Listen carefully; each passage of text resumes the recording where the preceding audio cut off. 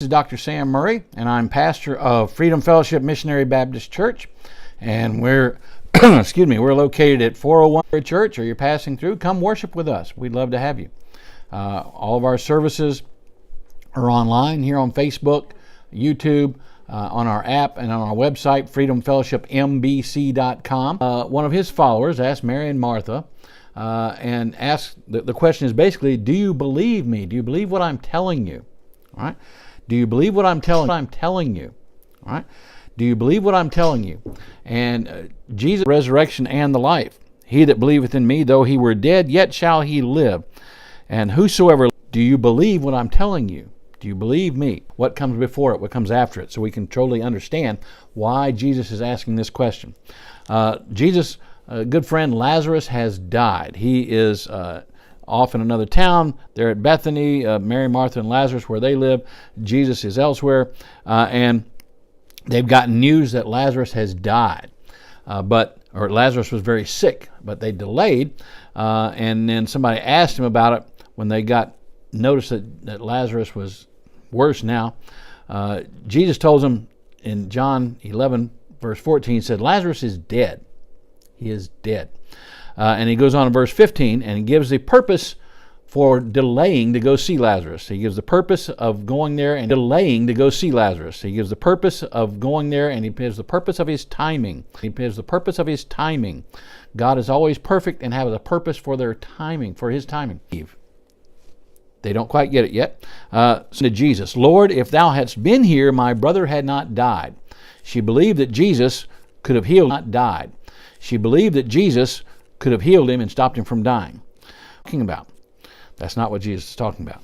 Verse 25 and 26. Now Jesus responds with this question. Jesus said unto her, I am the resurrection and the life. He that believeth in me, though he were dead, yet shall he live. And whosoever liveth and believeth in me shall never die. Believest thou this? Do you believe what I'm telling you? That I am in charge of the resurrection. I am the one in charge of life. Do you believe me? And Martha answers, she saith unto him, verse 27, she saith unto him, Yea, Lord, I believe that thou art the Christ, the Son of God, which should come into the world. Okay, that's important. She's got that right. She knows he's the Christ. She believes in the resurrection of the believers for eternal life. Now, then Jesus gets everybody up. Let's go to the tomb. We're going to go to the tomb to see Lazarus. We're going to go there. And we skip ahead to verse 39 and following. They get to the tomb. Jesus gives them instructions to open up the tomb. Unseal it, roll the stone away, unseal it. John 11, starting verse 39. Jesus said, Take ye away the stone. Martha, the sister of him that was dead, saith unto him, Lord, by this time he stinketh, for he hath been dead 4 days. Says Jesus, he's been in the tomb, he's been dead for 4 days now. He's going to smell really bad. You don't want to go in there. Verse 40, Jesus said unto her, Said I not unto thee that if thou wouldest believe, thou shouldst see the glory of God? Didn't I tell you a little while ago that if you believe, you're going to see the glory of God? Verse 41, Then they took away the stone from the place where the dead was laid, and Jesus lifted up his eyes and said, Father, I thank thee that thou hast heard me, and I know that thou hearest me always, but because of the people which stand by I said it, that they may believe that thou hast sent me. Again, he's praying out loud to the Father. He prays to the Father all the time. He's praying out loud not so that God will hear him, but so that the other people around will hear him praying to the Father. And so once again, he says, so that they will believe. The emphasis is, the purpose here of this whole miracle is so that they will believe. Verse 43, And when he had thus spoken, he cried with a loud voice, Lazarus, come forth. And he that was dead came forth, bound hand and foot with grave clothes, and his face was bound about with napkins. Jesus saith unto them, Loose him and let him go. Lazarus came floating up out of the tomb. He's still bound up in the wrappings, and Jesus tells him, Untie him, cut him loose.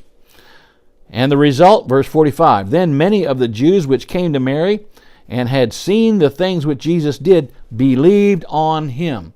The purpose of what Jesus was doing was so that they could believe. He asked Martha earlier, I am the resurrection and the life. If you believe on me, you're going to live. I'm the one in charge of the resurrection. I'm the one in charge of the life. If I want to bring him back to life now, I can do that. Do you believe me?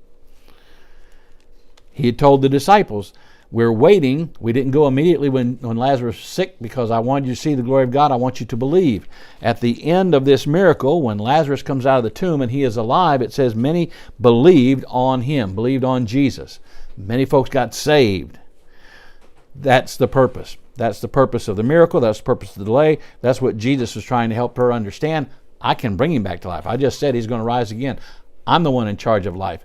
If you believe that Jesus is the one in charge of the resurrection, Jesus is the one in charge of life, Jesus is God in human flesh, that's what is being taught here. And that's why Jesus asked the question. He wanted them to believe. Do you believe this? Now, we're doing this so that you can believe. We're doing this so people can believe. And lo and behold, the result was people believed. All right? If you like doing studies like this, examining verses in their context and getting the meaning of the question that the Lord was asking people, then hit like, hit share, tell other folks about it, and we'll have some more questions. Next week, the question is going to be, somebody asked Jesus a question about the ointment. Why wasn't this ointment sold for 300 pence and given to the poor? How many times have you heard people say, why doesn't the church do more for the poor? Well, Jesus answers that question in this one next week.